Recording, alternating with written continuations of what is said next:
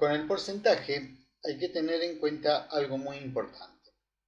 Por ejemplo, yo seleccioné esta columna de antemano y le asigné formato porcentaje con 2 decimales. Lo mismo que con los números decimales, puedo asignarle los decimales que necesite. Lo vamos a dejar con 2 decimales. Hasta ahora, aparentemente, no hay nada raro. Pero tengamos en cuenta este detalle muy importante porque trae problemas después a la hora de hacer cálculos con porcentajes. ¿Qué pasa si yo acá asigno 1? Voy a escribir un número, 1. Y ahora a este valor lo quiero convertir en porcentaje. Vengo, le asigno tipo de dato porcentaje. Ya no es más 1, es 100. Automáticamente Excel, cuando nosotros ponemos un número entero o decimal, supongamos que pongo 1,6 y ahora le asigno formato porcentaje, automáticamente lo multiplica por 100. ¿Sí? Automáticamente lo multiplica por 100. Bueno, es la forma de operar. No viene el caso de explicar por qué lo hace o cómo lo hace.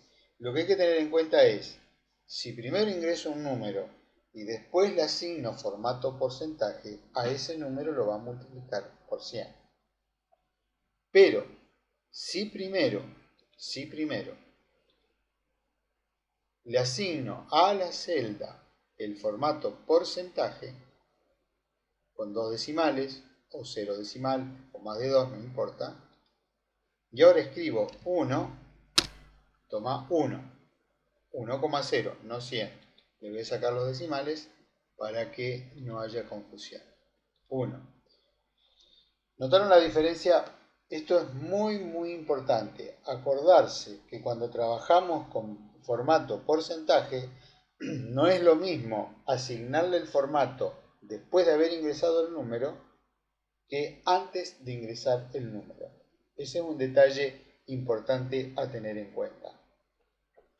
Bien, y por último, en la parte de datos numéricos, vamos a ver qué pasa con las fechas.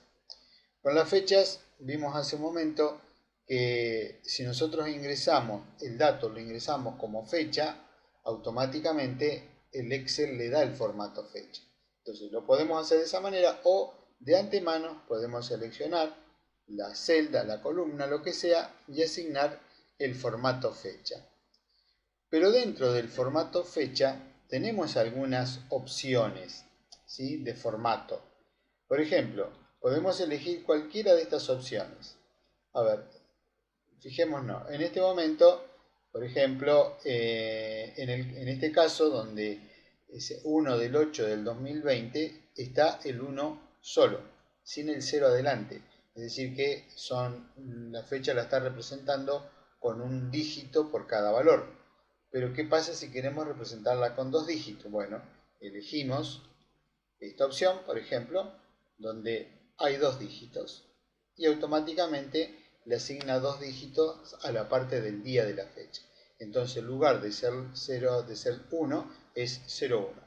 No cambia nada, simplemente cambia el aspecto visual, pero en cuanto al dato, el procesamiento del dato o el cálculo que podamos hacer, no varía en nada. Después tenemos otras opciones. También son opciones más que nada visuales. Por ejemplo, en vez de tener el año completo, podemos utilizar los 2 dígitos. Entonces nos queda toda la fecha de 2 dígitos por cada dato, para día, mes y año. Tenemos otras opciones, como por ejemplo ponerlo en forma inversa. Muchas veces en el formato inglés se pone primero el año. Bueno, podemos ponerle el año. Pero a la hora de ingresar un dato, nosotros no lo tenemos que ingresar al revés. Por ejemplo, acá es 19 del 10 del 2020. Si lo ingreso 19 del 10, incluso pongo 20, automáticamente hace la conversión. ¿Sí? Nosotros lo podemos ingresar en el modo que ingresamos normalmente que es primero el día, después el mes, después el año, y si lo queremos en formato inglés, automáticamente el Excel lo convierte.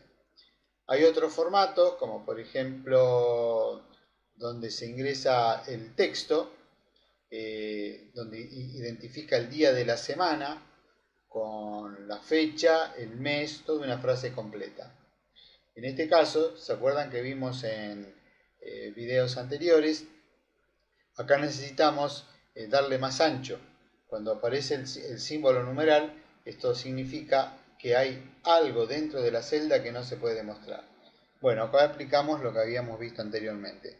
Podemos hacer un doble clic sobre el límite de la columna y automáticamente se acomoda el texto.